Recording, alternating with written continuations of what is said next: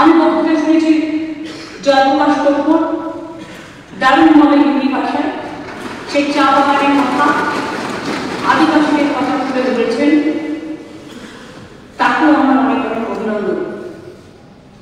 Last বক্তৃতায় শুনলাম মোশাররফ হোসেনের খুবই বলিষ্ঠভাবে, সুন্দরভাবে, সহজাতভাবে, সুষ্ঠুভাবে, একেবারে সুষ্ঠুগত কাঠামোর মধ্যে নিয়ে এসে সুসংগত ভাষায় সুন্দরভাবে বক্তৃতা দিয়েছেন।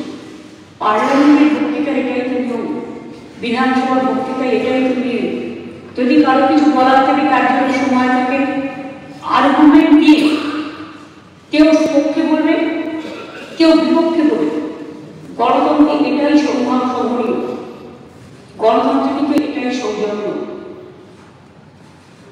আমি বিধানসভায় সেদিনকে বিজেপি বিরোধী বিজনেস অ্যাডভাইজারি কমিটি মিটিংয়ে গিয়েছিলাম। তো আমি দেখলাম নৌসাদ প্রেসিডেন্ট ছিল বা অন্য কোনো প্রেসিডেন্ট ছিল না বিরোধী দলে।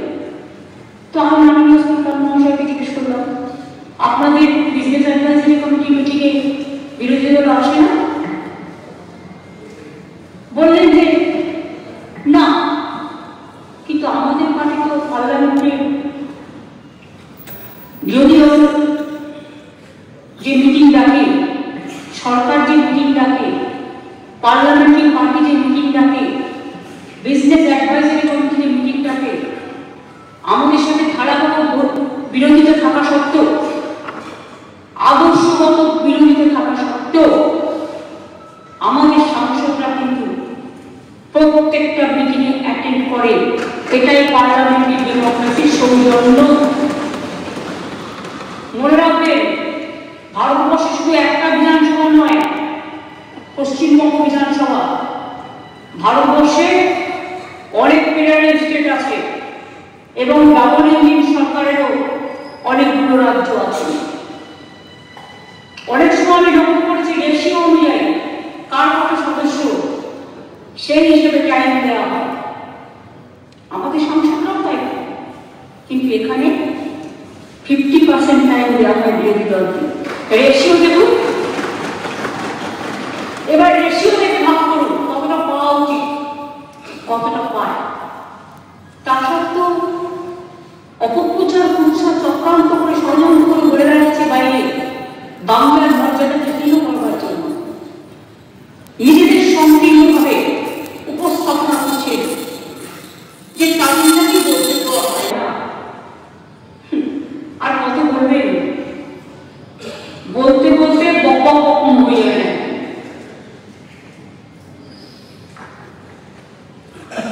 এত বকার পরেও, বক মানে আমি কথা বলছি, বকুনি দেওয়া না, কথার অনেক রকম মানে হয় একটা ওয়ার্ডে। বাইরে কি বললেন ভিডিওতে, অ্যাসেম্বলিতেও বলেছে, কাগজ ছড়েছেন বলেছেন, আমিও ছড়েছি। শুনুন, আপনারা কতজন আছেন সংখ্যায়? আমি যখন কাগজ ছড়ে ছিঁড়েছিলাম, তার কারণ হচ্ছে আমি তখন একা ছিলাম। বিজেপি, কংগ্রেস, সিপিএম একসাথে আমার বিরুদ্ধে আমাকে 7 দিন ধরে নোটিশ দেওয়ার পরেও একটা কথা বলতে দিত না, একটা কোশ্চেন অ্যান্সারে পার্ট নিতে দিত না। 39% ভোট পেয়েও 2004-এ যখন আমি একা হয়ে গিয়েছিলাম, আমাকে একটা ভাষণ পর্যন্ত দিতে দেওয়া হতো না, স্পেশাল মেনশন করতে দেওয়া হতো না, কলিং অ্যাটেনশন করতে দেওয়া হতো না, কোশ্চেন জিজ্ঞেস করতে দেওয়া হতো না। তো আমি আজ পার্লামেন্টের একা বসে আছি। আমার কবিতাও আছে, দেখবেন লেখা, কবিতা বিতানে একা। কেন লিখেছিলাম? সেদিন আমি উপলব্ধি করেছিলাম যে এদের বারবার রিকোয়েস্ট করবো, এরা কথা শুনছে না, এরা তো রোজ বলে। আমি নিজে তো কত প্রশ্নের উত্তর দিয়েছি, প্রতিদিন বক্তব্য রাখি। হ্যাঁ, বক্তব্য রাখতে গিয়ে কিছু অসংযত কথাও বলে, কিছু অসংলগ্ন কথাও বলে, যেটা আমরা বলি না, বলা উচিত নয়। মনে রাখবেন, কথা বলাটাও একটা আর্ট, এটাও একটা শিল্প। এটা জানতে হবে। যারা বক্তৃতা দেন, বক্তৃতা দিতে ফ্রিডম অফ স্পিচ মানে এই নয় কাউকে অ্যাটাক করা, কাউকে হেট করা, হেট স্পিচ দেওয়া, কাউকে কমিউনালি প্রভোগ করা, কাউকে ইনস্টিগেট করা, হাউসটাকে ভাগ করে দেওয়া। এই হাউসটা পর্যন্ত যারা এসছে প্রত্যেকে জনপ্রতিনিধি, কেউ হিন্দু, কেউ মুসলমান, কেউ শিখ, কেউ খ্রিস্টান, কেউ পারসিক, কেউ রাজবংশী, কেউ খান্তাপুরি, কেউ আদিবাসী, কেউ তপশিলি, কেউ ভাই, কেউ বোন। মানুষ তাদের নির্বাচিত করে পাঠিয়েছে। তেমন কি হল যে আপনারা একটা ধর্মকে বিক্রি করে খাচ্ছেন? একটা ধর্মকে বিক্রি করে আমরা খাই না। আমরা সর্বধর্মকে সম্মান করি, কারণ এই মাটিতে রামকৃষ্ণ থেকে শিখেছি, রামকৃষ্ণ পরমহংসদেব সর্বধর্ম সমন্বয় শিখেছি, স্বামী বিবেকানন্দের থেকে শিখেছি, রবীন্দ্রনাথ ঠাকুরের থেকে শিখেছি, নজরুল ইসলামের থেকে শিখেছি, বুদ্ধং শরণং গচ্ছামি থেকে শিখেছি, পঞ্চানন বর্মা থেকে শিখেছি, রঘুরাম মুর্মু থেকে শিখেছি, প্রমোদনাথ ঠাকুর থেকে শিখেছি, বাবা সাহেব আম্বেদকর থেকে, যিনি এই পশ্চিমবঙ্গ বিধানসভা থেকে নির্বাচিত হয়েছিলেন, সংসদে গিয়েছিলেন সর্বপ্রথম। তিনি সংবিধান রচনা করার ড্রাফটিং কমিটির চেয়ারম্যান ছিল। আমি স্যালুট জানাই, এই বাংলা বিধানসভায় অনেকে প্রতিনিধিত্ব করে গেছে। বড় বড় অনেক চেয়ার চলেছি। আমি স্পিকারকে বলবো আমাকে প্রমাণ দিতে হবে।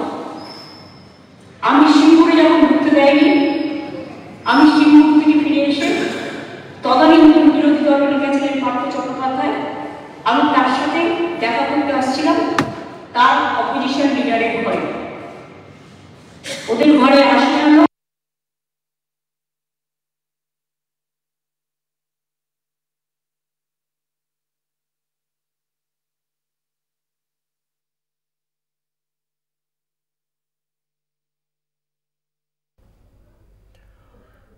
আপনারা দেখছিলেন মুখ্যমন্ত্রী মমতা বন্দ্যোপাধ্যায় বক্তব্য রাখছেন বিধানসভায়। আজ অধ্যক্ষ তাঁকে 50 মিনিট সময় দিয়েছেন বিধানসভায় বক্তব্য রাখার জন্য, এবং মুখ্যমন্ত্রীর ভাষণের পরে বিধানসভার বাইরে সাসপেন্ড হওয়া বিরোধী দলনেতা শুভেন্দু অধিকারীও বক্তব্য রাখবেন বলে খবর। ফলে সেক্ষেত্রে আজকের বিধানসভা এবং বিধানসভার বাইরে শাসক বিরোধী শীর্ষ নেতৃত্বের যে ভাষণ, তাকে কেন্দ্র করেই কার্যত দ্বৈরথের পরিস্থিতি।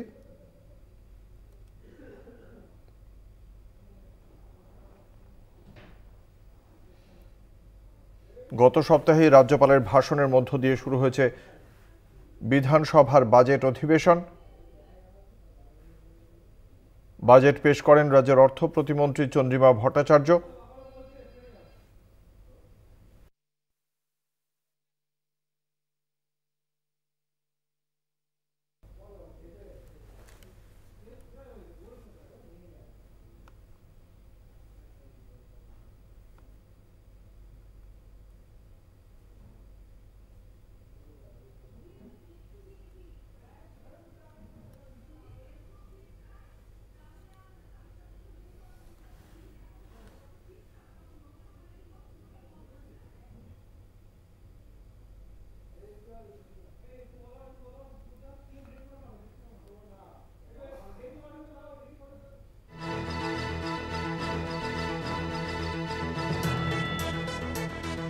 আপনাদের জানিয়ে রাখি, গত সপ্তাহে বাজেট পেশের পর অর্থ প্রতিমন্ত্রী চন্দ্রিমা ভট্টাচার্য বাজেট পেশ করেন। তারপরে 4 দিনের জন্য বিধানসভা মুলতবি করে দেওয়া হয়।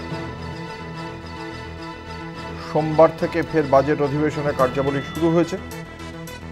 রাজ্যপালের ভাষণের ওপর বিধানসভায় আলোচনা হওয়ার কথা। গতকালই যখন বিধানসভা শুরু হয়, তারপরে রাজ্যপালের ভাষণের তীব্র প্রতিবাদ জানায় বিরোধী বিধায়করা এবং স্পিকারের আসনের দিকে কাগজ ছুঁড়ে দেওয়ার অভিযোগ ওঠে। তার প্রেক্ষিতে বিজেপি বিধায়কদের মধ্যে 4 জনকে, বিরোধী দলনেতা অগ্নিমিত্রা পাল সহ মোট 4 জনকে 1 মাসের জন্য সাসপেন্ড করা হয়, যার তীব্র বিরোধিতা করা হয় বিজেপি পরিষদীয় দলের পক্ষ থেকে। আজকে তারা বিধানসভার বাইরে পরিষদীয় দলের পক্ষ থেকে ধর্ণা কর্মসূচি শুরু করা হয়েছে। অন্যদিকে আজকেই মুখ্যমন্ত্রী মমতা বন্দ্যোপাধ্যায় রাজ্যপালের হিন্দু ধর্ম নিয়ে কথা বলতে গিয়েছিলেন বলে তাকে বহিষ্কার করা হয়েছে। বাবা, কবে যে উনি হিন্দু ধর্মের নেতা।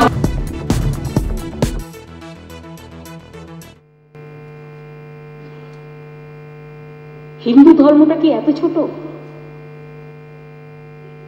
যে ধর্মের স্রষ্টা রামকৃষ্ণ, স্বামী বিবেকানন্দ, আমাদের যুগে যুগে ভারতীয় শিক্ষা, বেদ বেদান্ত বেদাঙ্গ বিদ্যাস্থানেভ্য এ বচ ঋক্সাম যজু অথর্ব, এত সস্তা। আমাদের তপবন মুনি ঋষিরা, যারা সিন্নান্ত বিশ্বে অমৃতস্য পুত্রা বলেছিলেন, মানব জাতিকে অমৃতের পুত্র বলে সম্বোধন করেছিলেন, সেই হিন্দু ধর্মকে এই হিন্দু ধর্মের থেকে আলাদা? আমি কখনো আমার ধর্ম নিয়ে কথা বলি না, কাস্ট নিয়ে কথা বলি না, ক্রিড নিয়ে কথা বলি না, কমিউনিটি নিয়ে কথা বলি না। আমার একটা কবিতা আছে যে পদবিটা না থাকলেই ভালো হতো। কিন্তু জেনে রাখুন, যিনি হিন্দু ধর্মের কথা বলছেন, আমিও কিন্তু ব্রাহ্মণ পরিবারের মেয়ে। আপনাকে আজকে বলছি, আমার বাবা একজন স্বাধীনতা সংগ্রামী ছিলেন,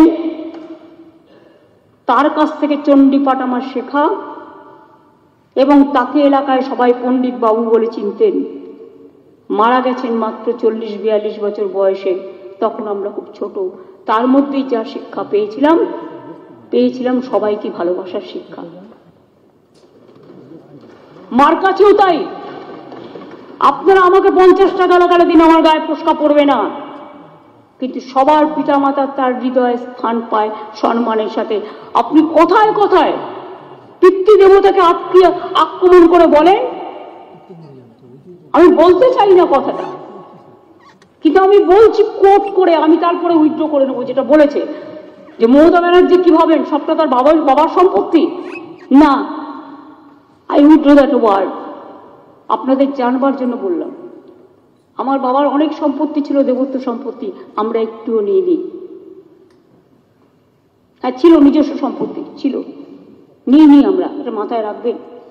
গ্রামে এইসব কথা চালু আছে। আমি কিছুদিন আগে কুসুম্বা গ্রামে গিয়েছিলাম,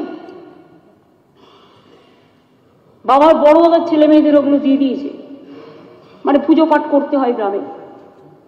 আমার কাছে এসে বললো একটা সই করে দেবে। আমি বললাম কেন? বললো আমরা রামপুরটাই তো আশিসদা আছে, আপনি ছিলেন তো, যে আমরা রামপুরহাটে একটা মন্দির করতে চাই।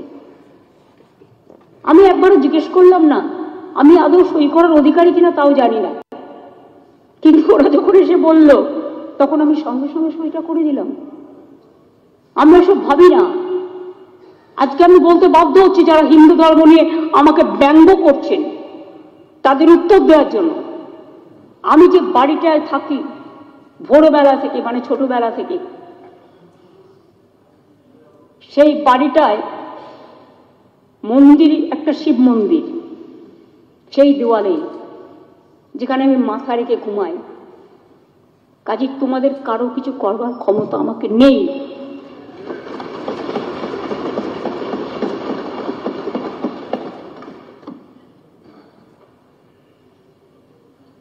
কি বললেন? হিন্দু ধর্ম নিয়ে বলতে গেছিলেন। হিন্দু ধর্মটা কি? নাকি সরস্বতী পুজো করতে দেওয়া হয় না বাংলায়? সব বাড়িতে বাড়িতে পুজো হয়েছে, সব স্কুলে পুজো হয়েছে, সব কলেজে পুজো হয়েছে, সব ক্লাবে পুজো হয়েছে, সব পাড়ায় পুজো হয়েছে। অন্তত 2 কোটি পরিবারও যদি ধরে নেন মানে এক একটা পরিবারে যদি 3-4 জন থাকে এবং ক্লাব যদি ধরে নেন 3-4 কোটি পুজো হয়েছে সরস্বতী পুজো। একটা জায়গার একটা ঘটনা নিয়ে আপনারা আমাকে কলঙ্কিত করলেন, বাংলাকে কলঙ্কিত করলেন, আর হিন্দু ধর্মকে কলঙ্কিত করলেন। ব্যাপারটা কি ছিল জানতে হবে। আমি অন রেকর্ড করে দিয়ে যাব, সেখানেও পুজো হয়েছে। আর আমি যোগেশচন্দ্র চৌধুরী কলেজের ডিগ্রি কলেজের স্টুডেন্ট ছিলাম না, আমি যোগমায়াদেবী কলেজের স্টুডেন্ট ছিলাম। আমি যোগেশচন্দ্র চৌধুরী কলেজের ল কলেজে পড়তাম। যেহেতু ওখানে একটা বিল্ডিং মেটেরিয়ালসে একটা কাজ হচ্ছিল কনস্ট্রাকশনে, একটা জায়গায় গার্বেজ পড়েছিল, রাবিশ পড়েছিল, তাই ওরা বলেছিল গেটের সামনে না করে তোমরা একটু সরিয়ে নাও। ওরা গেটের ভেতরে করতে চেয়েছিল। তারপরে তো কোর্টেও যায়, কোর্টের নির্দেশ অনুযায়ী দুটো পুজোই হয়েছে। যোগেশ চৌধুরী হয়েছে, যোগেশ চৌধুরী ল কলেজও হয়েছে। এটা হচ্ছে যোগেশ চৌধুরী কলেজের ল কলেজের সরস্বতী পুজোর ছবি।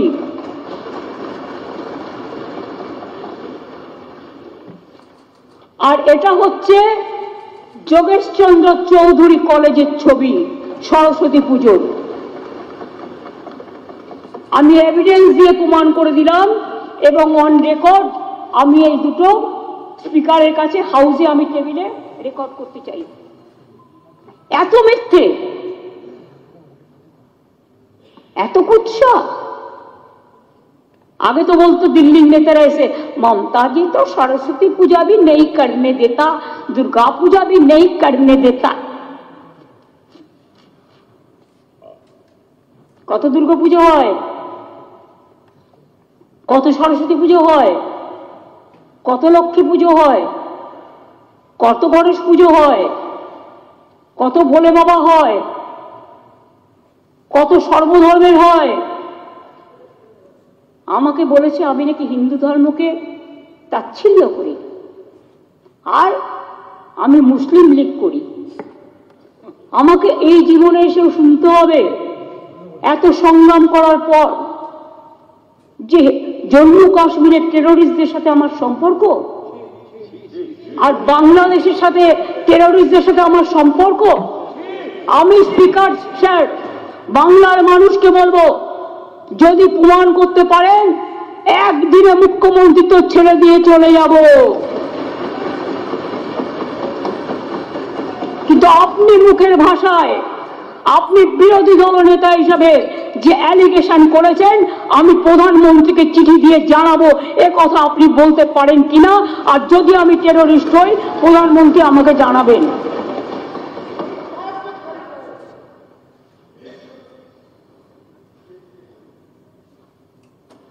এখনো আমরা আছি বলে বাংলাদেশে এই ঘটনা ঘটে যাওয়ার পরেও বাংলা কিন্তু শান্ত আছে। এটা কিন্তু সর্বধর্মের মানুষের দান, সর্ববর্ণের মানুষের দান, সর্বজাতির মানুষের দান। এটা কিন্তু মনে রাখবেন। আপনারা তো বর্ডারে গিয়ে উস্কে ছিলেন, বাংলায় উস্কে ছিলেন, ভুলে গেছিলেন বাংলাটা দেশের মধ্যে, বাংলাটা দেশের বাইরে নয়। বেঙ্গল নেপাল বর্ডার আছে, বেঙ্গল ইজ দ্য কি স্টেট, সবচেয়ে গুরুত্বপূর্ণ স্টেট সারা ভারতবর্ষে। মনে রাখবেন বাংলার বর্ডার নেপাল, বাংলার বর্ডার ভুটান, বাংলার বর্ডার পাকিস্তান, বাংলাদেশের পরেই বাংলাদেশ, বাংলাদেশের পাশে পাকিস্তান, মায়ানমার, ওদিকে ভারতবর্ষের বর্ডার শ্রীলঙ্কা। কিন্তু আমাদের এখান থেকে মাত্র 3 ঘন্টায় সিঙ্গাপুর এবং ব্যাংকক মাত্র 2.5 ঘন্টায়। মনে রাখবেন Bengal is the gateway of north eastern region, Bengal is the gateway of Sikkim. মনে রাখবেন বাংলার রাজ্যটা রাজনৈতিক কারণে, ঐতিহাসিক কারণে, আভ্যন্তরীণ নিরাপত্তার কারণে এবং ইন্টারনাল অ্যান্ড এক্সটার্নাল নিরাপত্তার কারণে মনে রাখবেন, আমরা আছি বলে বাংলা কখনো কোনো কিছু কোশ্চেন করে না দেশের কোনো ব্যাপারে। আমিও তো কোশ্চেন করতে পারি। যারা এলো তাদের শিকল বেঁধে নিয়ে আসা হলো কেন? কি উত্তর আপনাদের? বলে দিচ্ছেন ওটা ওদের প্রোটোকল। মাননীয় প্রধানমন্ত্রী, আপনাকে সম্মান জানিয়েই বলছি, আপনি যেদিন প্রেজেন্ট ছিলেন সেদিনও কিন্তু তাদের নিয়ে আসা হয়েছে এইভাবে। তা প্রোটোকল তো এক একটা দেশের এক এক রকম হয় না, মানবিকতা তো সবার ঊর্ধ্বে। কিন্তু আপনি কি একবারও প্রতিবাদ করেছিলেন? মিস্টার জয়রাম রমেশ, তারা কিন্তু বাংলার লোক নয়, তারা কিন্তু গুজরাটের লোক, মহারাষ্ট্রের লোক, পাঞ্জাবের লোক। তা সত্ত্বেও কিন্তু যদি কেউ ঢুকেও থাকে, নিশ্চয়ই আপনি সসম্মানে আপনি বলতে পারতেন, আমি ফ্লাইট পাঠাচ্ছি, আমার ফ্লাইটে করে আমি আমার ভারতীয়দের নিয়ে আসবো। যদি কেউ ইল্লিগালি ঢুকে থাকে, ওই দায়িত্ব নিয়েছিলেন? আজকে যদি আপনারা দায়িত্ব নিতেন তাহলে অন্তত তারা সম্মানের সাথে ফিরে আসতে পারত। কিন্তু সে দায়িত্ব তো আপনারা নেননি। পায়ে শিকল বেঁধে, হাতে শিকল বেঁধে 40 ঘন্টা ঘুরিয়ে ঘুরিয়ে শিশু থেকে মহিলা কেউ বাদ দেয়নি। তা সত্ত্বেও আমরা তো কিছু বলিনি। আজকে বলছি কারণ আপনারা বাধ্য করছেন এই কথাগুলো বলবার জন্য। না বলার পরেও আপনারা আমাকে টেরোরিস্টদের সাথে যোগাযোগ বলে দিচ্ছেন। এর থেকে তো মৃত্যু হওয়া ভালো। এই দেশটা আমাদের সবার দেশ। আমি মনে করি আমার ব্যক্তি অধিকার থেকেও আমার দেশের অধিকার অনেক বেশি। তাই দেশের স্বার্থে আমরা কখনো দেশের স্বার্থ বিঘ্নিত করার কোনো কথা বলি না। আমরা আভ্যন্তরীণ পলিসির ব্যাপারে সবসময় বলি, কেন্দ্রীয় সরকার যেটা করবে আমরা সেটাই মেনে নেব। মনে রাখবেন, তাই বাংলা ভালো থাকে। আর বাংলা ভালো থাকলে অন্যান্যরাও ভালো থাকে। আমরা তো ওয়েলকাম করছি সীমান্তবর্তী ব্যাপার নিয়ে যে মিটিং করছেন আপনারা দুজনে, আমরা খুশি। কারণ আমরা চাই আমার বাংলায় শান্তির জন্য, আমার ভারতবর্ষের শান্তির জন্য বাংলাদেশও ভালো থাকুক, অন্যান্য দেশও ভালো থাকুক। আমাদের কি অসুবিধা আছে? এ কথাগুলো কখনো আলোচনা করে দেখেছেন? একবারও তারাপীঠ মন্দির দেখেছেন হিন্দু ধর্মের উদ্গাতারা? so-called Hinduism. What is the meaning of Hinduism? স্বামী বিবেকানন্দের শিকাগো বক্তৃতা পড়ুন।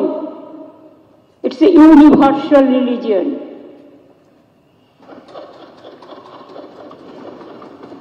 যখন স্বামী বিবেকানন্দের বাড়িটা দখল হয়ে যাচ্ছিল রাত্রির বেলায়, তখন কোথায় ছিলেন? ইলেকশনের সময় স্বামী বিবেকানন্দের বাড়ি যান। আর স্বামী বিবেকানন্দের জন্মস্থান যখন মাল্টি স্টোর বিল্ডিং করবার জন্য কেউ কিনে নিচ্ছিল, এখন বেঁচে নেই ডক্টর সুব্রত মৈত্র, তিনি তার আগের দিন রাত্রির বেলায়, রাত্রি দখল হয়ে যেত, রাত 12টায় ফোন করলেন, মমতা একটা সিরিয়াস খবর আছে। আমি বললাম কি? তিনি বলেছিলেন, আমি খবর পেলাম স্বামী বিবেকানন্দের বাড়িটা সিমলা স্ট্রিটে, যেটা প্রমোটাররা দখল করে নিচ্ছে। আমি বললাম কি বলছেন? বলেছিলেন হ্যাঁ। আমি সঙ্গে সঙ্গে পুলিশকে পাঠিয়ে কাজ স্টপ করেছিলাম এবং তার পরের দিন আমি স্বামী বিবেকানন্দের বাড়ি কলকাতা কর্পোরেশনকে দিয়ে কিনিয়ে নিয়েছিলাম।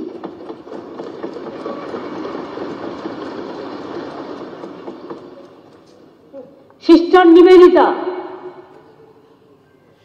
কলকাতায় তার একটা বাড়ি ছিল,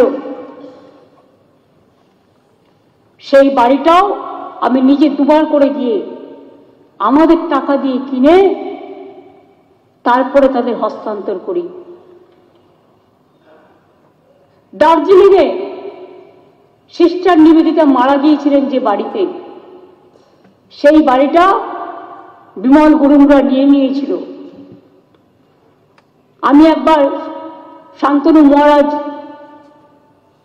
বেলুড় থেকে আমার সাথে গেলেন এবং আমাদের সাথে ডিএমএসপি থেকে শুরু করে বিমল গুরুংকেও ডাকলাম, তখন সে জিটিএর চেয়ারম্যান ছিল। আমি বললাম এই বাড়িটা ফেরত দিতে হবে। উনি বললেন না, দিতে পারবো না। আমি বললাম আমি যদি পাল্টা একটা বাড়ি দিই, এই বাড়ির একেবারে স্টাইলে এবং যতটা জায়গা আছে ততটা, তাহলে তুমি দেবে কি দেবে না? বলে আমি তাকে বলেছিলাম, অরূপকে আমি জিজ্ঞেস করলাম এই তোদের ইউথ হোস্টেলটার কি অবস্থা? বললো দিদি নতুন তৈরি হয়েছে, একই রকম দেখতে। আমি বলে যাও ইউথ হোস্টেল নিয়ে নাও, নিবেদিতার বাড়ি ফেরত দাও, যেখানে নিবেদিতা দেহত্যাগ করেছিলেন। সেই বাড়িটা ফিরিয়ে নিয়ে এসেছিলাম। এখনো নিবেদিতা ট্রাস্টের আন্ডারে আছে, বা ওদের যে বেলুরের যে সমস্ত ট্রাস্ট থাকে। বাগবাজারে মায়ের বাড়ি, তারা ঢুকতে পারছিল না। কতবার মায়েরা রিকোয়েস্ট করেছে, সেটাও ক্লিয়ার করে দিয়েছি। যেখানে ওখানে অনেক মানুষ বাস করতেন তাদের জন্য আলাদা করে বাড়ি তৈরি করে দেওয়া হয়েছে। এটা কোন ধর্মের উত্তর আছে কমরেডরা? তারাপীঠের মন্দির ভোগগড় থেকে শুরু করে, তারাপীঠ ডেভেলপমেন্ট কমিটি থেকে শুরু করে মায়ের মন্দিরের সম্পূর্ণটা, রাস্তাটা, গেটটা কে করেছিলেন? আপনারা। এটা আমরা করেছিলাম। আশিস দাস এই ডেভেলপমেন্ট অথরিটির চেয়ারম্যান। দক্ষিণেশ্বর স্কাইওয়াক কতবার কোর্টে গেছে, কতবার গন্ডগোল হয়েছে। আমি নিজে 3 বার ইন্টারফেয়ার করে মিটিং করে তারপরে দক্ষিণেশ্বরে ভবতারিণী মায়ের সম্মানার্থে স্কাই ওয়াক আমরা করে দিয়েছি। কঙ্কালীতলা সতীপীঠ বীরভূমে কারা করেছিল? আমরা, আমাদের সরকার। ফুল্লরা মায়ের মন্দির উন্নয়ন কারা করেছিল? আমাদের সরকার। তারকনাথের মন্দির বলে বাবা পার লাগাও, ত্রিশূলধারী শক্তি জাগাও, কারা করেছিল? আমরা। দুর্গেশ নন্দিনী মন্দির পুড়ে গেছিল, কারা করেছিল? আমরা। মদন মোহন মন্দির দেখাশোনা কারা করেন? কুচবিহারের আমরা। শিবযজ্ঞ মন্দির আমরা উন্নয়ন করে দিয়েছি। মদন মোহন মন্দিরও গেস্ট হাউস থেকে শুরু করে সব করে দেওয়া হয়েছে। কালীঘাটে স্কাই ওয়াক হচ্ছে, কারা করছে? আমাদের সরকার। কোনদিন ভেবেছিলেন করা উচিত? গঙ্গাসাগর মেলা 1 পয়সাও দেন না, যেটা ইনকাম হয় সেটাও নিয়ে চলে যায় ইউপিতে। কত মানুষ যায়, লক্ষ লক্ষ মানুষ যায়, 1 কোটি 1.5 কোটি মানুষ যায়। জলে করে পার করতে হয়, কত শক্ত, কত টাফ। এক একটা মানুষ জলে জলে পার হয়। কতদিন বলেছিলাম একটা গঙ্গাসাগর সেতু করে দাও, বলতে বলতে আমার মুখ শুকিয়ে গেছে। কই বিরোধী দলের নেতারা, হিন্দু ধর্মের পথপ্রদর্শক একবারও বলেছিলেন কেন্দ্রীয় সরকারকে গঙ্গাসাগর সেতুটা করা উচিত গঙ্গাসাগরের স্বার্থে? না, করেননি। আমরা সেতুটা করছি। এই বাজেটেও তার জন্য 500 কোটি টাকা রাখা হয়েছে এবং 4 লেন রাস্তা সহ সেতু হচ্ছে, যেটা 1,500 কোটি টাকা খরচা হবে। ডিপিআর হয়ে গেছে। জগন্নাথ ধাম কি বললেন বাবু?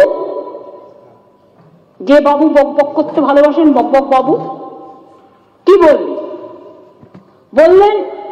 যেদিন ওটা হবে আমি সেদিন সব ঘেরাও করে বসে থাকবো। তার মানে আপনি চান না দীঘায় একটা হিন্দু ধর্মের অন্যতম পীঠস্থান জগন্নাথ ধাম হোক? খুব রাগ হচ্ছে, খুব জ্বালা হচ্ছে, খুব হিংসে হচ্ছে, কুচুটি পানা হচ্ছে, কচু পাতা পাওয়া যায়, কচুরি পানায় যান পেয়ে যাবেন। সেগুলো দিয়ে, আমি বিচুটি বলছি না, কচুরি পানা। কুচুটি ওটা বিচুটি না, বিচুটি আমি বলছি না, কচুরি পানা আমাদের গ্রামের সম্পদ, তাই দিয়ে এখন অনেক কাজ হয়। সেগুলো ভালো করে মেখে একদম সেজে গুজে বস্তা করুন, দরকার হলে কালার করে নিন কচুরি পানার।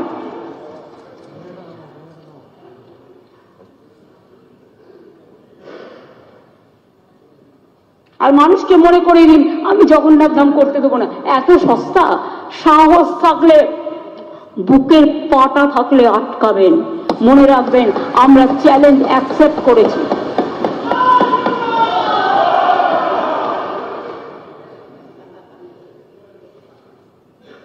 আমি মুসলিম লীগ। বাংলায় কত পার্সেন্ট মুসলিম থাকে? রিসেন্ট সেন্সাস হয়নি, আগের সেন্সাস অনুযায়ী যদি বলি, বা মোটামুটি একটা অ্যাপ্রক্সিমেট প্রায় 30 থেকে 33% সংখ্যালঘুরা থাকেন। তারা খাবে না, তারা পড়বে না, তারা স্কুলে যাবে না, তারা শিক্ষা নেবে না, তাদের একঘরে করে দিতে হবে, মারতে হবে, তাদের খুন করতে হবে। আর আমি যদি বলি আমার 5টা আঙ্গুলে হিন্দু, বৌদ্ধ শিখ, জৈন, পারসিক, মুসলমান ও খ্রিস্টানি, সেটা অন্যায়?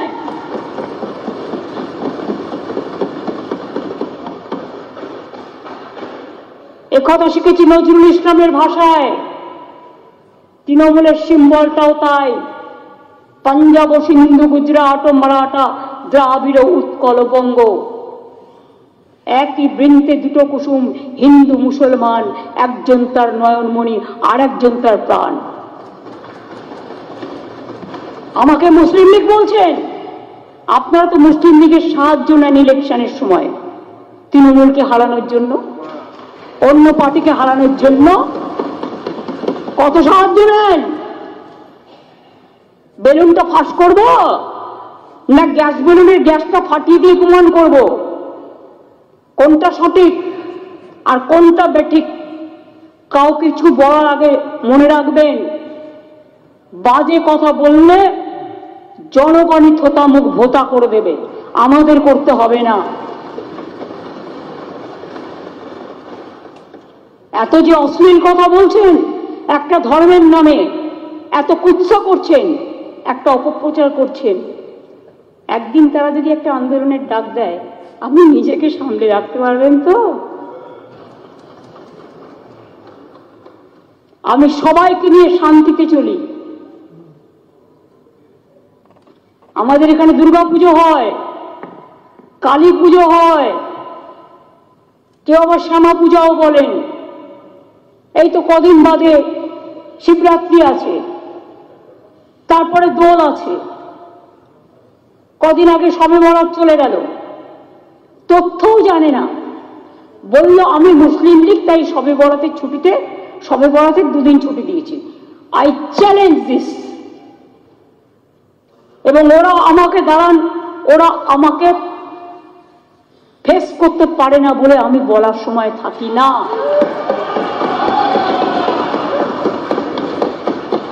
আর মমতা ব্যানার্জির ভয়টাই নেই, ভয়কে জয় করে এখানে দাঁড়িয়ে আছি। কত বুকের পাটা দেখি, ভুলে গেছিলেন শবে বরাতের পরের দিন রাজবংশী নেতা ঠাকুর পঞ্চানন বর্মার জন্মদিন? ছুটিটা তার জন্য ছিল, একদিন শবে বরাতের ছুটি আর একদিন পঞ্চানন বর্মার জন্য ছুটি। ছুটির ক্যালেন্ডারটা দেখবেন।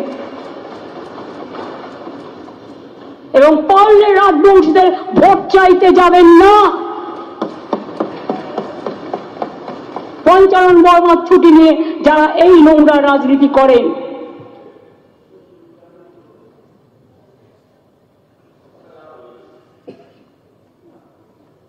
কি খারাপ হয়েছে সেটা আমি জানি না, সেটা বুঝবে পরের ইলেকশনে। সুতরাং সুতরাং পুজো পার্বণ আমাকে শিখিয়ে লাভ নেই। মহাকুম্ভ আমি নাইবা বললাম, ওটা এখন মৃত্যু কুম্ভ হয়ে গেছে, মৃত্যু কূপের মতো। আমি মহাকুম্ভকে সম্মান করি, আমি শ্রদ্ধা জানাই, পবিত্র গঙ্গা মাকে আমি সম্মান করি, কিন্তু প্ল্যানিং না করে এত হাইপ তুলে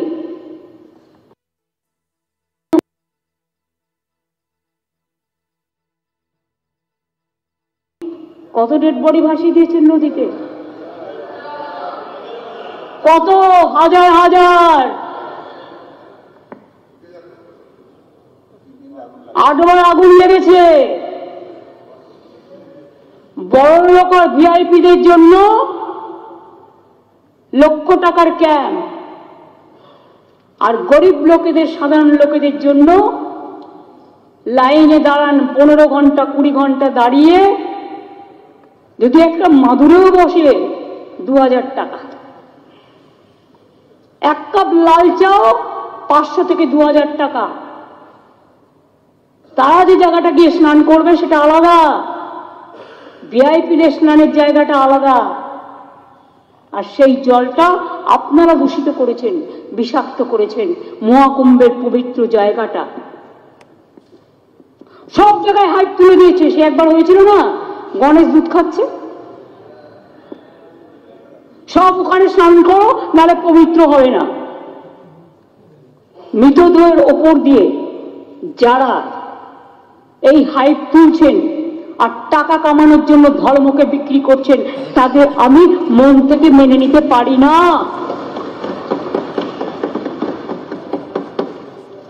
একটা বড় অনুষ্ঠানে স্ট্যাম্পেড হতেই পারে, কিন্তু তার জন্য প্ল্যানিং করতে হবে। কি প্ল্যানিং করেছিলেন আপনারা? মহাকুম্ভ শুরু হওয়ার দিন পর্যন্ত কোনো প্ল্যানিং হয়নি।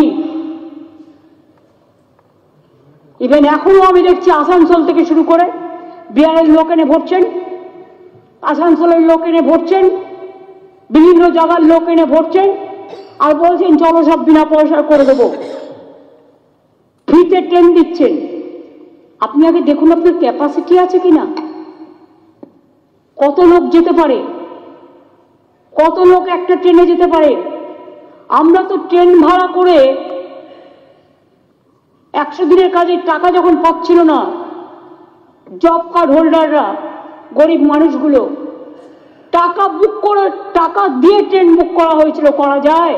আমি রেল মিনিস্টার ছিলাম, আমি চ্যালেঞ্জ করে বলছি। আপনারা টাকা নিয়েও পরে টাকা ফেরত দিয়ে বললেন দেয়া যাবে না। তাহলে ফ্রি ট্রেন কাকে দিচ্ছেন? Saffron, saffron colour.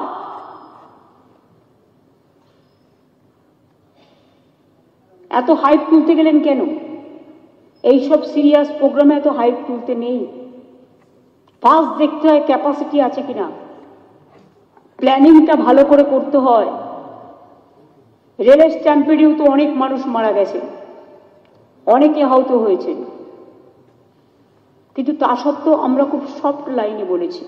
তার কারণ ইনসিডেন্ট বা অ্যাক্সিডেন্ট যে কোনো জায়গায় ঘটতে পারে, সেটা নিয়ে আমরা নোংরা রাজনীতি করি না। কেএমডিএ কাজ করতে গিয়ে কেএমডিএ 3টে শ্রমিক চামড়াপট্টিতে, মানে লেদার হাবের ওখানে মারা গেল, যার জন্য লেদার হাবের কালকে মিটিং করা হয়েছে সিরিয়াস অ্যাকশন নেওয়ার জন্য। তাদের তো দোষ ছিল না।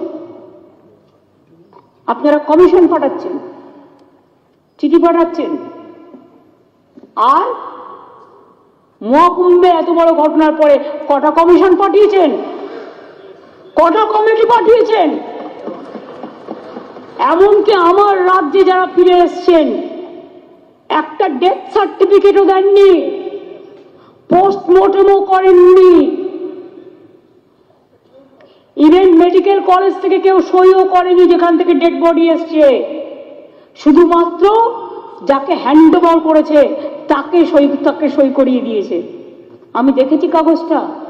তাই আমরা কিন্তু প্রত্যেকে যাতে ডেথ সার্টিফিকেট পায় সেই জন্য এখানে পোস্টমর্টেম করিয়েছি, যাতে তার ফ্যামিলি জানতে পারে যে তার ফ্যামিলির মৃত্যু হয়েছে কোথায় এবং তার পোস্টমর্টেম করা হয়েছে, সে মারা গেছে স্ট্যাম্পেডে। এরপরে তো বলবেন হার্ট অ্যাটাকে মারা গেছে, নিয়ে কম্পেনসেশন তো ঘোষণা করেই খালাস।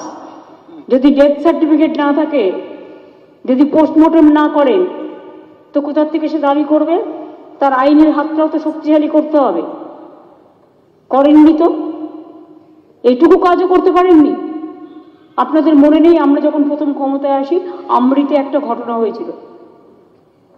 110 জনের ওপর আমরা বসে সারা রাতে পোস্টমর্টম করে ছেড়ে দিয়েছিলাম, চাকরি এবং টাকা হাতে হাতে দিয়ে। কাজ জানতে হয়, কাজ শিখতে হয়।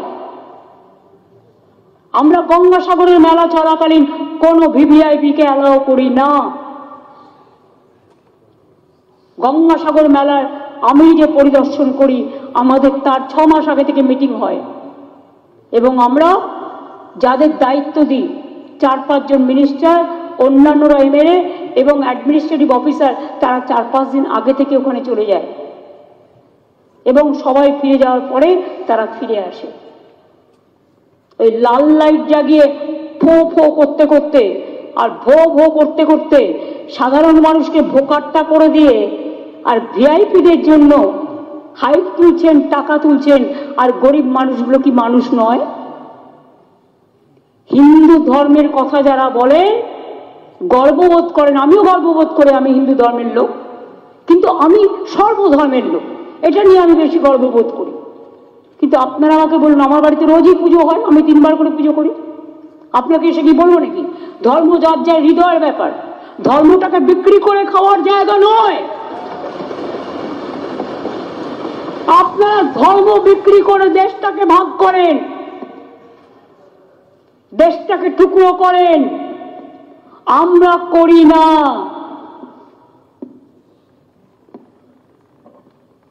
আমাদের এখানে স্বাধীনতা আছে, গণতন্ত্র আছে, তাই এই কথাগুলো বলতে পারছেন, আদারওয়াইজ বলতে পারতেন না। যে স্বাধীনতা আপনারা এখানে পান, সেই স্বাধীনতা কোথাও গেলে পাবেন না। যান ডাবল ইঞ্জিন সরকার, ট্রিপল ইঞ্জিন সরকার দেখে আসুন। মানুষ মরে গেলে চেপে দিচ্ছে, ধর্ষণ হলে এফআইআর নিচ্ছে না,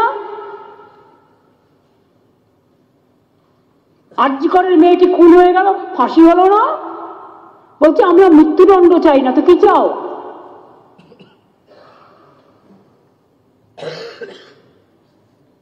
এটা আপনাদের বুঝতে হবে। আজকের দিনে সোশ্যাল নেটওয়ার্ক, বাচ্চাদের হাতেও পড়ে ফোন, বাচ্চারা সবটা দেখতে পায়। আগে 18 বছর বয়স না হলে বাচ্চারা কিছু দেখতে পারতো না, অ্যাডাল্ট না হলে। এখন বাচ্চারা সব কিছু দেখতে পায়, সবাই দেখে। এত ক্রাইম বাড়ছে কেন? তার কারণ এটাও একটা অনেক উল্টো পাল্টা যে সমস্ত ছাড়া হয়, সেগুলো ছাড়ার আগে বোঝা উচিত যেটা আমার সমাজে কি এফেক্ট পড়বে, সেটা কেউ ভাবে না। সেই জন্যে আমরা অপরাজিতা বিলটা করেছিলাম, যে এইসব কাজ করবে সবার মৃত্যুদণ্ড হবে। কিন্তু আপনারা বিলটা ফেলেই রেখে দিলেন, করলেন না। তারা আবার ল অ্যান্ড অর্ডার নিয়ে কোয়েশ্চেন করেন। আরে আমাদের পুলিশ তো 2 মাসের মধ্যে ফাঁসি করিয়ে দেয়, ফাঁসির অর্ডার করিয়ে দেয়। আপনারা কি করেন? আপনারা কোন কেসটা সলভ করেছেন আজ পর্যন্ত? আর যারা ধর্ষিত হয়েছেন তাদের পুড়িয়ে মেরেছেন রাস্তায়, কোর্টে সাক্ষী দিতে গেছে, তাদের সাক্ষী দিতে দেননি। বিলকিস বেগম থেকে আমি যদি সবার কথা বলি, একটার পর একটা স্টোরি হয়ে আসবে, কিন্তু আমি আমার সময়ের লিমিটেশন জানি। এবার আমি একটু অন্য সাবজেক্টে আসব। আশা করি ধর্ম নিয়ে বক ধার্মিকদের আমি উপযুক্ত উত্তরটা দিতে পেরেছি।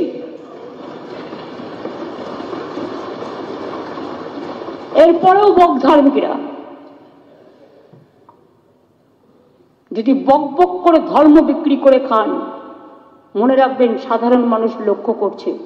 ধর্ম আমরা সবাই ভালোবাসি, যার যার ধর্ম আপনার, উৎসব কিন্তু সবার। আমরা দুর্গা পুজো করি শান্তিতে, কালী পুজো করি শান্তিতে, সরস্বতী পুজো করি শান্তিতে, ঈদ করি শান্তিতে, আমরা বড়দিন করি শান্তিতে। গুরু নানকের জন্মদিন করি শান্তিতে, মহাবীর জয়ন্তী করি শান্তিতে, গুরু গোবিন্দের জন্মদিন করি শান্তিতে, মাঝের থান জায়ের থান থেকে শুরু করে আদিবাসী, সাঁওতালি, শিডিউল কাস্ট, তপশিলি যত প্রোগ্রাম হয়, লোকনাথ ঠাকুর থেকে শুরু করে একেবারে অনুকূল ঠাকুর, ওঙ্কার নাথ থেকে শুরু করে সবার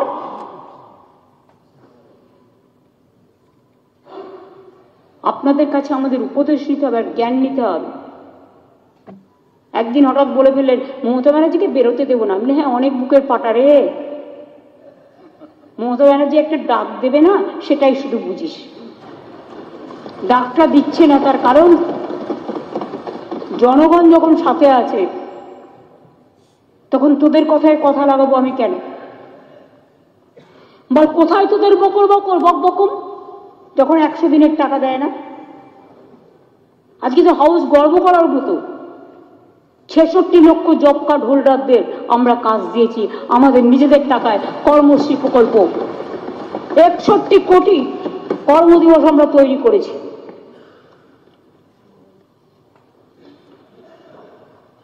শুধু বলে আমরা নাকি অনেক লোন নিই, ওরা নাকি লোন নেয় না।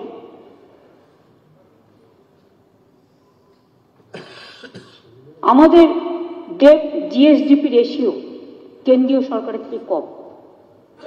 আমাদের 37.98%, যেখানে কেন্দ্রীয় সরকারের ডেট জিএসডিপি রেশিও 56.1%। শুনুন, বাংলার ঋণ হচ্ছে কেন? বামফ্রন্ট সরকার রেখে গিয়েছিলেন আমাদের জন্য উপহার, এবং যাবার আগে স্মল সেভিংস থেকে পর্যন্ত টাকা তুলেছিলেন, যে টাকা আমাদের এখন শোধ করতে হচ্ছে। আর অর্থনৈতিক নিয়ম হচ্ছে যতক্ষণ টাকাটা সম্পূর্ণ শোধ না হবে তখন কিন্তু ঋণটা লাফাতে লাফাতে বাড়বে। আমরা ফেস করছি আমাদের লিগাসি। এই ঋণ কেরালাতেও আছে, পাঞ্জাবেও আছে, রাজস্থানেও আছে, মধ্যপ্রদেশেও আছে, উত্তরপ্রদেশেও আছে। একবারও জিজ্ঞেস করে দেখেছো তোমার কেন্দ্রের ঋণ কত? Yes, I am coming to that point. আমাদের যদি ঋণ প্রতি বছর আমাদের 75,000 থেকে 1 লাখ কোটি টাকা করে ঋণ শোধ করতে হয়, ফেলে যাওয়া ঋণ। এবছরেও 75,000 টাকা দিতে হবে, 75,000 কোটি টাকা।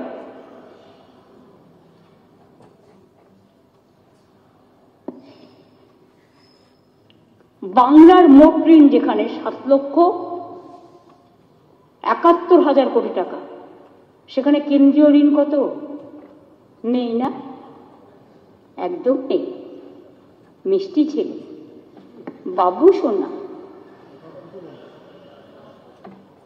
গাল দিয়ে টোপ পড়ে, আঙুল নাচিয়ে নাচিয়ে কথা বলে। জিজ্ঞেস করুন,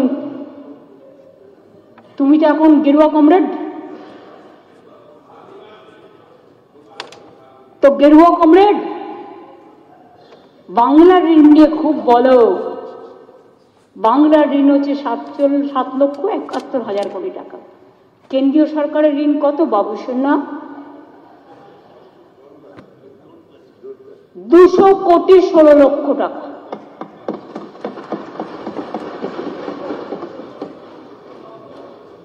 উত্তর দেওয়ার মতো জায়গা আছে? তোমরা যদি অর্থনীতিতে ধস নামাও, রাজ্যগুলোকে তো সাফার করতেই হবে। 216 টাকা।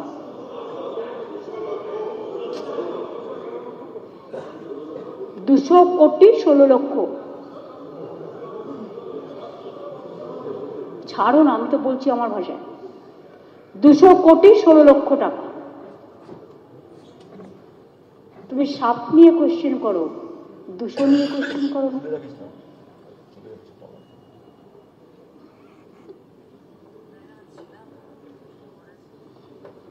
আমি খুশি যে আমাদের বাজেটে জেন্ডার বাজেটের জন্য ব্যয় প্রায় 48.22%, আর চিলড্রেন বাজেটের জন্য 14.16% ব্যয় বরাদ্দ হয়েছে। আমি গর্বিত।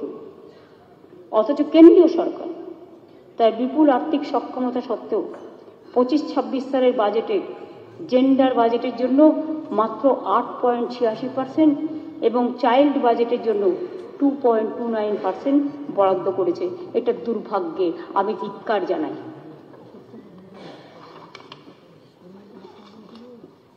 এবার আমি আসবো যারা মাঝে মাঝে নাটক করে সরকারি কর্মচারীদের মাথা খারাপ করে, তাদের মাথার মধ্যে একটা কিছু ঢুকিয়ে দেওয়ার চেষ্টা করে যাতে ভোটটা তারা পায়।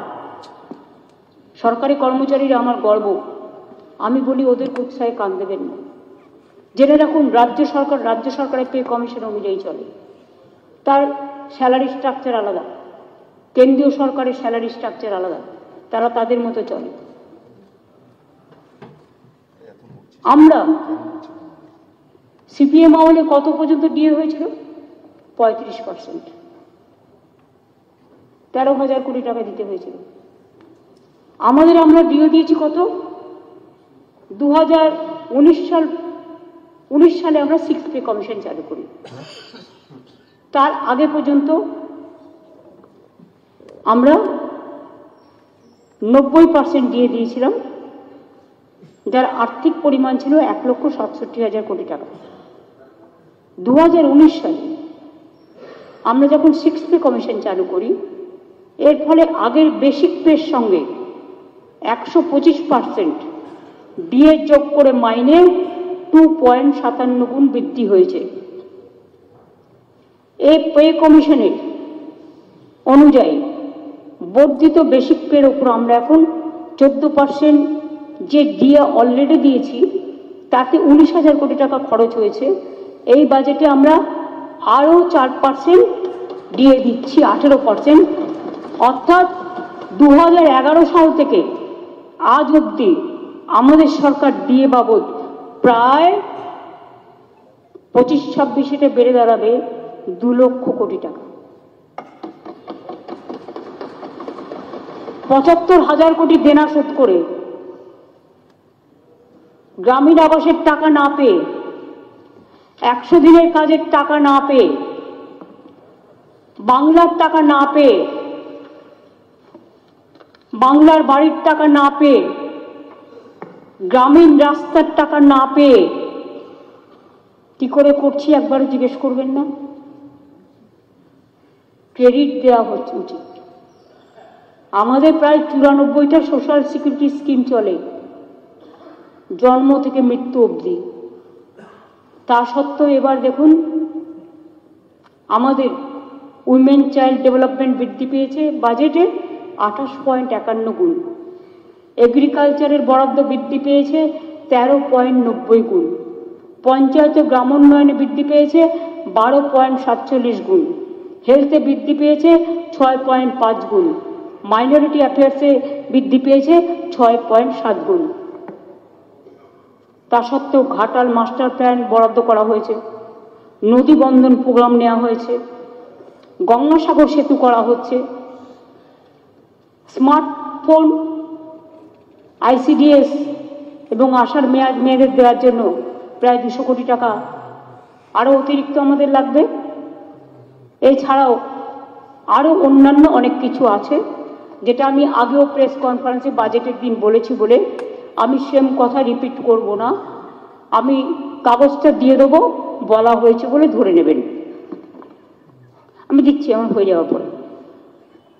স্যালাইন ইস্যু কেউ তুলেছেন বিরোধী দল, তারা এখানে সশরীরে না থাকলেও তারা বাইরে কেউ কেউ শুনছেন এবং তাদের কিছু লোকজনও আছেন শুনছেন। খবরটা জানিয়ে দেবেন। মেদিনীপুর মেডিকেল কলেজের যে ব্যাচে রিঙ্গাল ল্যাকটেট সলিউশন ব্যবহৃত হয়েছিল, সেটা আমাদের state drug control and research ল্যাবরেটরিতে টেস্ট করা হয়। সেই ড্রাগ টেস্টিং অনুযায়ী দেখা গেছে যে তার কোয়ালিটিতে কোনো রকম গলদ নেই। সঠিক মানের স্যালাইনই হাসপাতালে সরবরাহ করা হয়েছিল। ওষুধের কোয়ালিটি মেনটেন করার জন্য আমাদের স্ট্রিক্ট প্রোটোকল রয়েছে, তাতে খারাপ মানের ওষুধ সরবরাহ খুব ইন্টেনশন না থাকলে কেউ যদি চক্রান্ত করব বলে ভাবে, অসম্ভব। আপনাদের জ্ঞাতার্থে বলি, সেন্ট্রাল মেডিকেল স্টোর টেন্ডার করে যে রিঙ্গাল ল্যাকটেট সলিউশন বা অন্যান্য স্যালাইন প্রকিওর করে হাসপাতালে সাপ্লাইয়ের আগে সেগুলির গুণমান অত্যন্ত ভালোভাবে যাচাই করা হয়। প্রত্যেক ব্যাচের থেকে স্যাম্পেল পাঠিয়ে দুটি আলাদা আলাদা ল্যাবে, যার একটি ন্যাশনাল লেভেল NABL অনুমোদিত, তাদের থেকেও পরীক্ষা করা হয় এবং ল্যাব যথাযথ সার্টিফিকেট দিলে তবে তা বিভিন্ন হাসপাতালে পাঠানো হয়। হাসপাতাল সেই সার্টিফিকেট দেখে তবে সাপ্লাই রিসিভ করে। তাছাড়াও র্যান্ডাম সাপ্লাই স্যাম্পেল কালেক্ট করে NABL অনুমোদিত ল্যাব এবং state drug control and research ল্যাবরেটরিতে পাঠানো আরেকবার কুইক চেকের জন্য। রিপোর্ট ঠিকঠাক এলেই তবে এটা ব্যবহার করা হয়। মেদিনীপুরে যে দুটি মেয়ে পিজিতে আছে, আমি তাদের সাথে দেখা করে এসেছি। খুবই আমি দুঃখের সাথে জানাচ্ছি, প্রতুলদা আমাদের মধ্যে নেই। বাট প্রতুলদাকে আমি যেদিন দেখতে গিয়েছিলাম ITU-তে, সেদিনকে আমি দেখেছিলাম মেদিনীপুরের দুজনও আছেন। আমি তাদের পরিবারের সাথে কথা বলে তাদের সাথে আমি দেখা করে এসেছি। আমাদের গর্বের কথা, দেউচা পাচামিতে কাজ শুরু হয়ে গেছে এবং আমি BGBS-এ বলেছিলাম, কিন্তু হাউসে বলা হয়নি। দেউচা পাচামি দেওয়ানগঞ্জ হরিণসিংহ DPDH কোল ব্লকের জন্য consent based relief and rehabilitation package রাজ্য সরকার 2021-এর 16ই নভেম্বর তৈরি করে। কোল ব্লকের মোট 3,370 একর 70.64 একর এলাকায় মোট 4,838টি পরিবার রয়েছে, যার মধ্যে 90% বেশি পরিবার প্রকল্পের পক্ষে লিখিতভাবে সম্মতি দিয়েছেন। প্রয়োজন অনুসারে এখনো পর্যন্ত রায়তদের কাছ থেকে মোট 406.84 একর জমি কেনা হয়েছে, যার জন্য প্রতি বিঘা জমির দাম 13 লক্ষ টাকা করে 158.41 কোটি টাকা দেওয়া হয়েছে। প্যাকেজের অংশ হিসেবে আমরা 1,424 জনকে সরকারি চাকরিও প্রদান করেছি। প্রতি পরিবারে একজনকে চাকরি, 877 জনকে জুনিয়র পুলিশ কনস্টেবল এবং 547 জনকে গ্রুপ ডি পদে। এছাড়াও প্রকল্পের জন্য জমি দিয়েছে, কিন্তু 18 বছর পূর্ণ হয়নি। তাই এরকম 65 জনকে 18 বছর বয়স না হওয়া পর্যন্ত যতক্ষণ সে চাকরি না পাচ্ছে তাকে মাসে 10,000 টাকা করে দেওয়া হয়। যখন তার 18 বছর হয়ে যাবে তখন সে চাকরিটা পেয়ে যাবে। অন্যান্য জায়গাতেও যারা জমি দেবে, আগামী দিন যাদের বাড়ি ঘরে যাবে, এগুলো মানে এমনি জমি, কৃষি জমি আছে কিছু, আমাদের নিজস্ব জমি আছে কিছু, তাদের প্রয়োজনে বাড়িও করে দেওয়া হবে। বাড়ি, স্কুল, কলেজ, রাস্তাঘাট, হাসপাতাল সবটাই গভর্নমেন্ট করে দেবে। আর এই প্রজেক্টটা হয়ে গেলে 100 বছর আমাদের পাওয়ারের কোনো ক্রাইসিস থাকবে না। আর শুনতে হবে না লোডশেডিংয়ের সরকার আর নেই দরকার, এবং পাওয়ারের দাম কমে যাবে, মনোপলিটা কমে যাবে।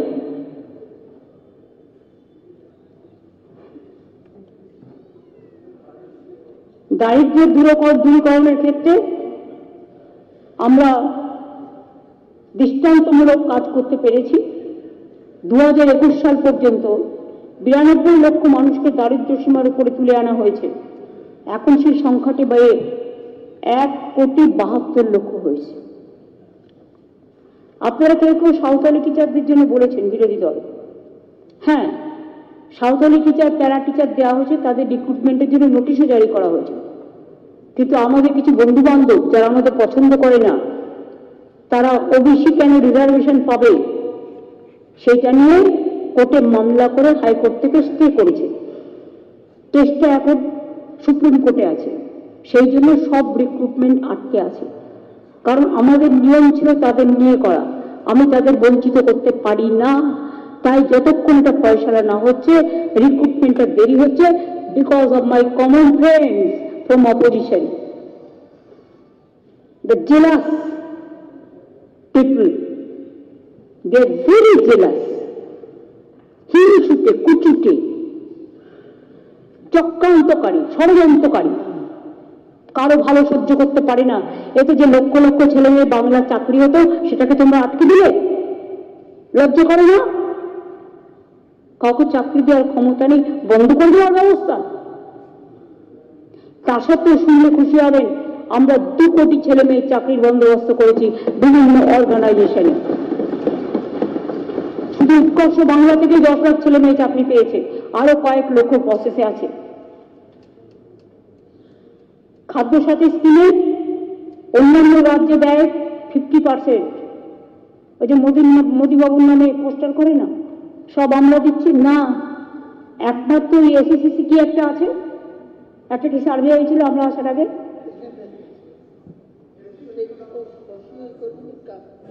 Socio economic caste certificate, caste census, তাতে বড়দের 50% পড়ে, কিন্তু আর 50% পায় না। এটা আমরা নিজেদের টাকা দিয়ে দিই। এটা মাথায় রাখবেন।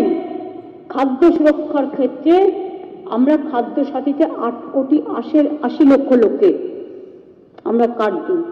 আর যারা তৃণমূলকে চোর বলে সেই ডাকাতদের আমি জিজ্ঞেস করি, 1 কোটি ভুয়ো কার্ড ছিল রে। হাড়ে রেড়ে গানটা মনে করে বললাম, 1 কোটি ভুয়ো রেশন কার্ড ছিল। টাকা দিয়ে ওই রেশন কার্ডের সব রেশন তুলে পার্টি অফিসে জমা করতো টাকা। আমাদের খাদ্যমন্ত্রী সেটাকে আটকে 1 কোটি ভুয়ো রেশন কার্ড বাতিল করেছে বলে আমাদের অনেকটা টাকা বেঁচেছে। আর দুয়ারে রেশন 7 কোটি 50 লক্ষ লোক পায়। আর 1 শ্রেণীর মানুষ আছে যারা রেশন নেয় না, তাদেরও আমরা একটা কার্ড দিয়েছি, সাদা কার্ড, যেটা তার আইডেন্টিটির জন্য, সেটাও পাবেন।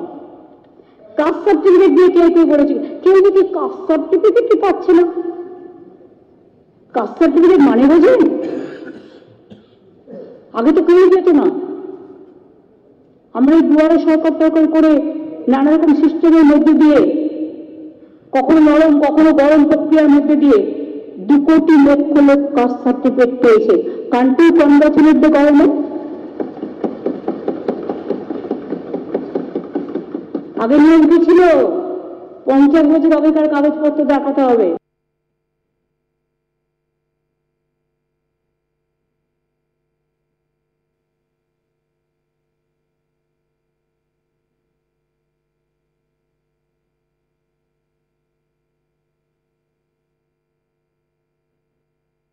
যে ছবি মুখ্যমন্ত্রী মমতা বন্দ্যোপাধ্যায় আজ তার যে ভাষণ দিলেন, যে বক্তৃতা, একাধিক বিষয়ে আজ উল্লেখ করেছেন মুখ্যমন্ত্রী।